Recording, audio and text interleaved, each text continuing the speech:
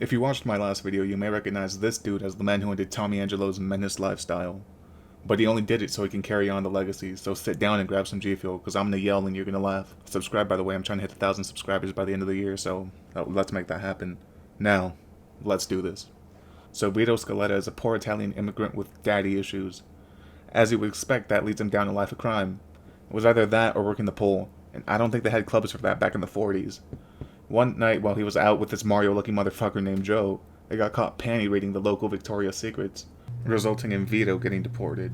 He's more than a little pissed that he got kicked out of the country, so he takes his anger out on the local Italians before managing to sneak back into the US. The first thing Vito does after getting back in the country is go out drinking with Joe, and he tells us that he handled things and we don't have to worry about getting sent back to Italy anymore. Later on, we see this dude harassing Vito's sister, Frankie, so we hit him with the good old Vito Vanquisher, and he leaves. Turns out Father Scaletta went to a loan shark so he could get a picture of Amaranth stepping on him. There goes the proof right here.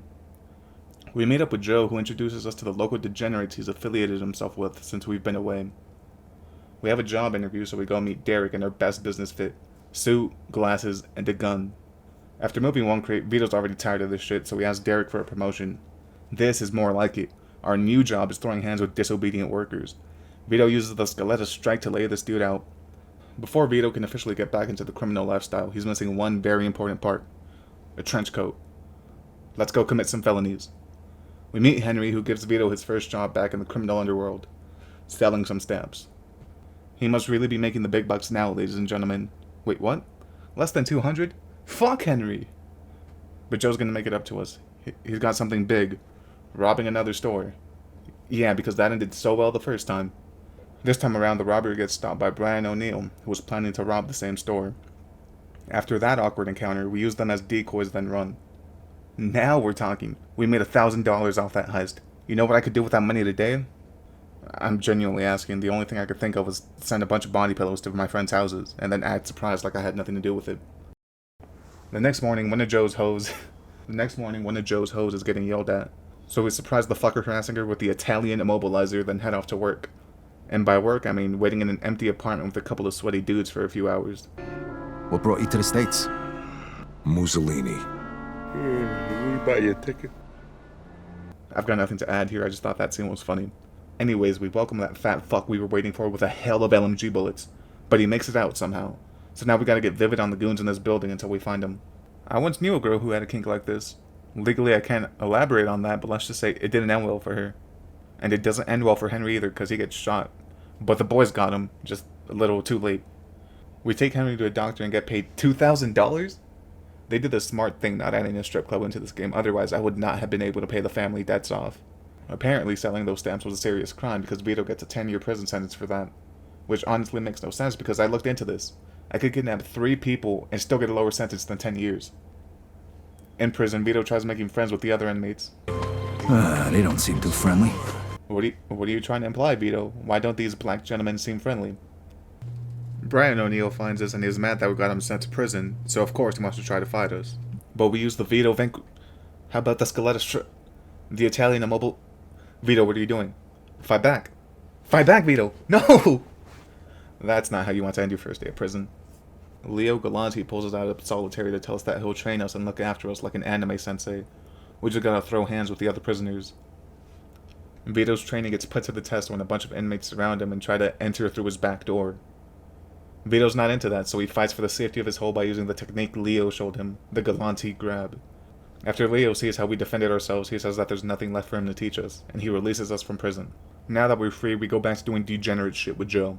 He takes us to a whorehouse with Eddie to celebrate the protection of Vito's backdoor virginity. We prove ourselves to the family by killing the dudes from Greece, and then the right-hand man of one of the rival Dons. Because of all our hard work, we get made.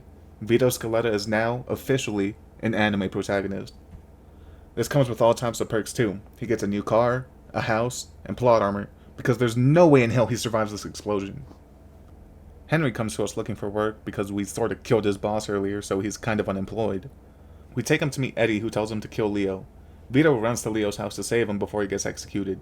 Fuck, why does Henry run so fast? But Leo's not done for yet. Vito uses his newly acquired Talk No Jutsu to save Leo.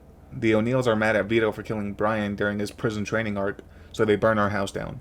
But we just run to Joe's house and pull up on them. The whole issue was solved in like less than 10 minutes. It was light work for Vito and Joe. Henry tells us about a business opportunity he wants us to get in on. All we have to do is sell this little thing called black tar heroin. And of course we agree, what's the worst that could happen?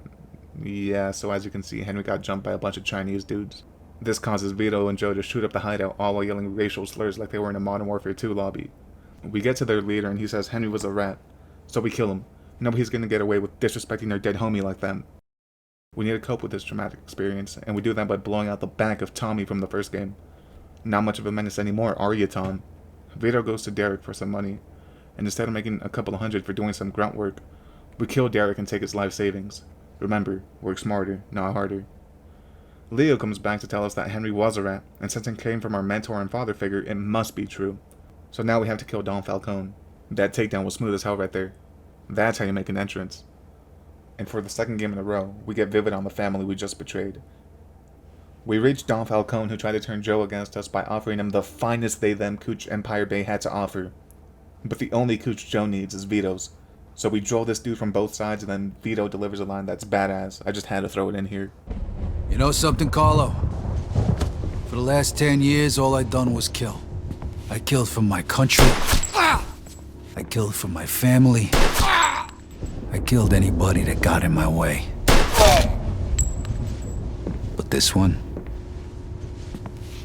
for me.